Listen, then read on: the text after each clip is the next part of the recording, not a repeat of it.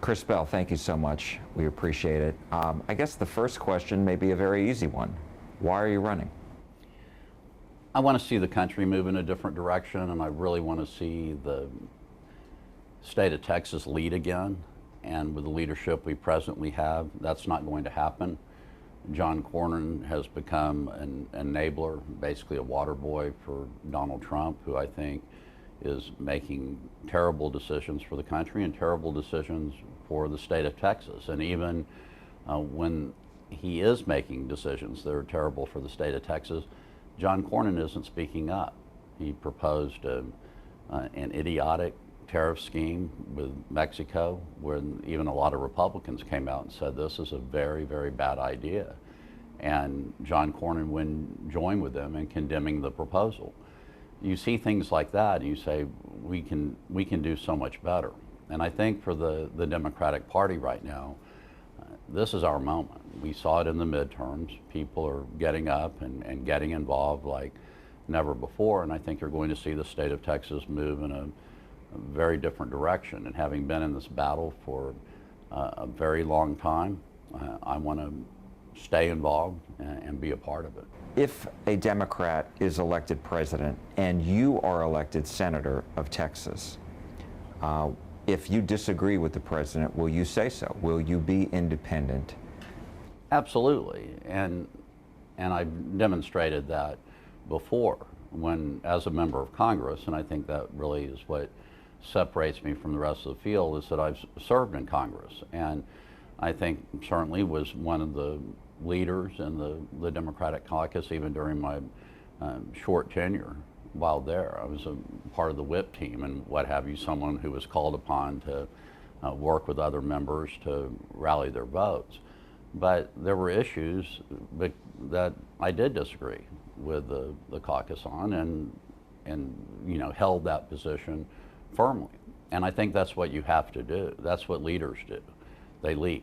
They don't always follow, and when it's bad for your state especially, you speak up.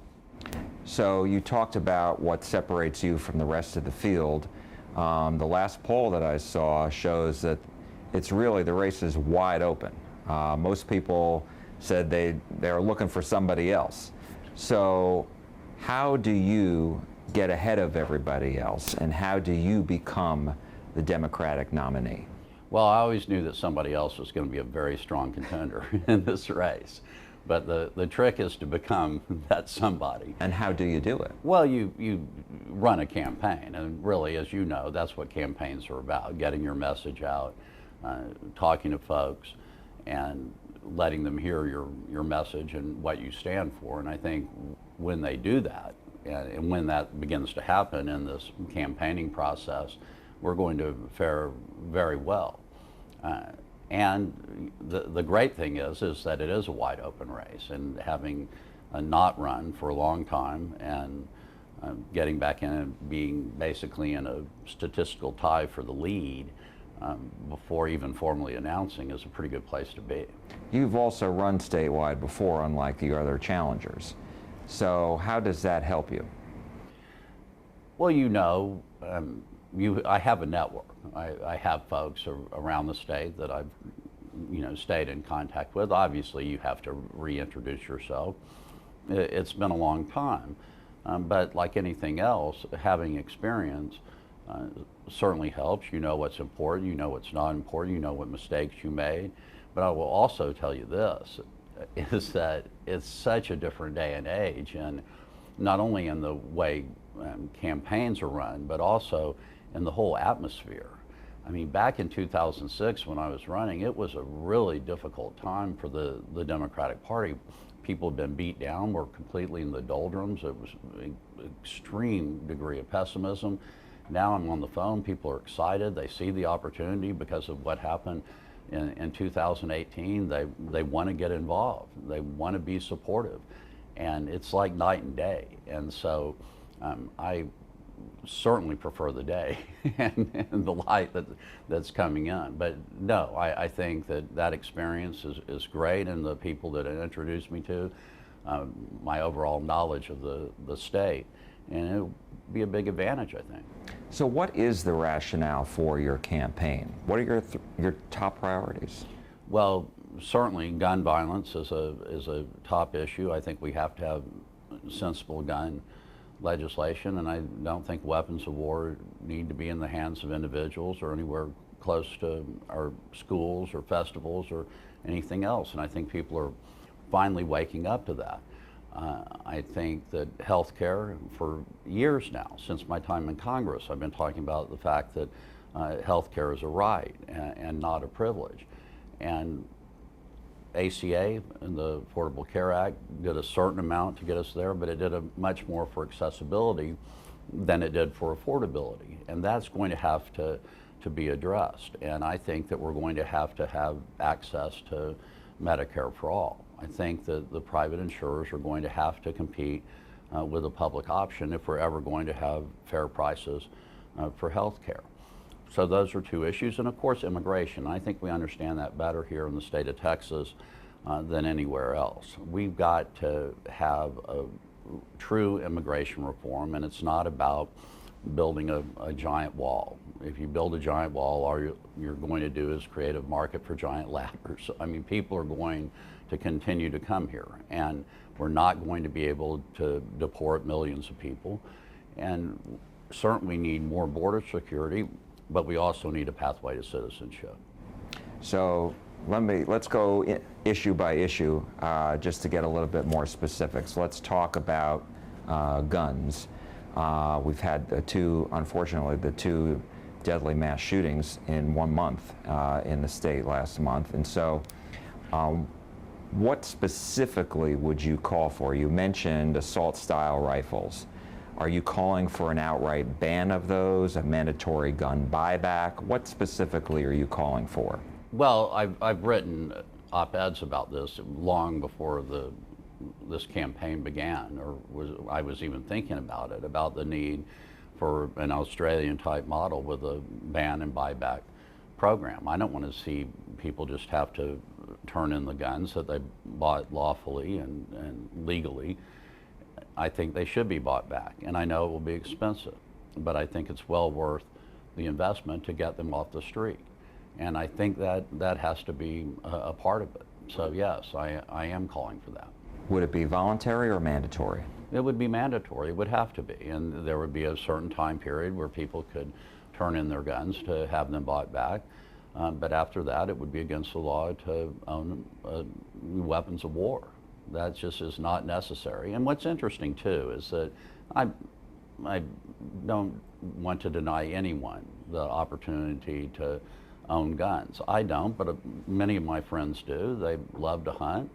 But they will also tell me they don't need assault weapons in order to hunt. And one of the most fascinating things I heard was a former Marine tell me what he had to do with the assault weapon that he had access to when he was in the military. And it certainly wasn't just sitting under his bed. It had to be locked up and checked out, and they're very strict rules. And just to think that an individual can have a weapon of war that people are trained to use just sitting around the house and then go out and kill people when they're having a bad day is damn frightening, in my way of thinking, and a certain level of insanity. And so we can't just keep watching it happen over and over again. At some point we've got to do something about it, and this is the time. Other topics that have been discussed lately include background checks, expanding those, and also red flag laws. Where are you on that? Absolutely support them. And what's really frightening about that to me is what this says about our democracy. Some 80 to 90% of Americans support universal background checks for people who are buying guns. But Congress still refuses to act. And what that really says is that our democracy is broken. And that's another big reason for wanting to get in this race, because at some point you got to move away from Congress, the Congress of the United States of America, being bought and paid for. They're not acting in the best interest. They're not doing what the people they represent want them to do, and I will. And let's talk about health care. you said you support Medicare for all. Is that as a public option, as some candidates have said, or as a policy where you would eliminate private health insurance? I don't think it's realistic to eliminate health insurance. When the campaign first started out, I said I want to hear from those people who really like their plans, and I have. And there are people who like their plans, but there are a lot of others who do not. And basically, as I was saying before, what we've created is we've certainly increased accessibility, and that's a great thing, but we've completely failed when it comes to affordability. And I don't think the insurance companies have been able to get past their greed, and until they have to compete with a public option and give Americans the access to enroll in Medicare, not just when they turn 65, but a true public option. If they have to compete, the prices are going to have to come down. And if they want to compete and stay in the business, they can. And it will have to be phased in over time. And that's up for debate over what period of time. But I think that's going to have to happen, because a lot of folks, including myself, end up with what is basically a catastrophic care plan, where you have this huge deductible that most likely you're never going to meet. And so you're basically just paying out of pocket for anything until something catastrophic happens. And that's not real health care coverage, in my way of thinking. Illegal immigration. You have said that you support a pathway to citizenship. Can you specify more on that? So does that mean everybody who is here in the United States who came illegally will gets a path to citizenship, or how does that work in your mind? Well, exactly how it's going to work, I think is going to require a lot of discussion, but I think you start with the dreamers. Obviously, I don't think there's any reason to deport those individuals, and I don't think it's realistic to think that you're going to be able to deport millions of people from the United States who have been contributing to our economy, and it would be terrible for the state of Texas, and many business owners understand that. People have been living here for a huge percentage have been here for 10 years or more, living lawfully, not breaking any laws or doing anything that's harmful, and contributing to our overall economy. And so, yes, I think that you try to figure out a way that they can, be legal citizens here in the United States, apply for citizenship and go through a process, and not have to be underground anymore. This does not make any sense. Do you support decriminalizing when people cross into the United States illegally? Certainly, given what we've seen on the border recently and the policies of the Trump administration, absolutely. I'm tired of immigrants being treated like animals. I'm tired of what I read on social media, the way people are talking about these individuals. I'll tell you, one of the most interesting things I heard when I was running for governor, and that's how long this has been going on. This is back in 2006. Someone who lived in Laredo on the border and watched everything very closely pointed out that as long as people in Mexico were living in cardboard boxes on mudslide hills, they were going to find a way to come into the United States. This is nothing new. When people are in war-ravaged countries and are living in horrible economic conditions in other parts of the world, not necessarily Mexico, but other parts of Latin America, they will find a way to come into the United States. And the United States of America has always been a welcoming country and should continue to do so. And so to treat these people like basically animals and separate children from their parents and put them in cages and what have you, that's not the America that I know or the America that I want. And so yes, I think decriminalization makes all the sense in the world, and come up with some real policies that are humane and that will actually work. Do you have any ideas? Yes. I think in terms of overall border security, I don't think it's rocket science. We have to continue to guard the border. I mean, there just can't be an an open flow, and I understand that. And hopefully at some point we work with the other countries, and a big part of it I think is working with Mexico to improve their economy so people want to stay there. They don't like this. They don't like the fact that many people have to come over to the United States in order to support their families that are back in Mexico, and economic conditions were better there. They wouldn't feel like they would have to leave.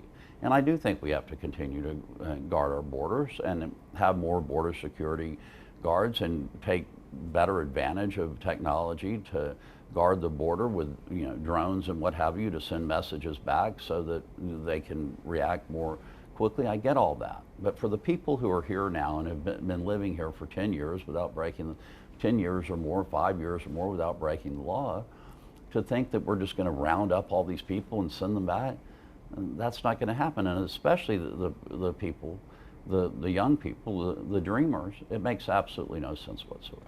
During one of the Democratic presidential debates, the candidates were asked to raise their hands if they supported the idea of giving free health care to people who are here illegally.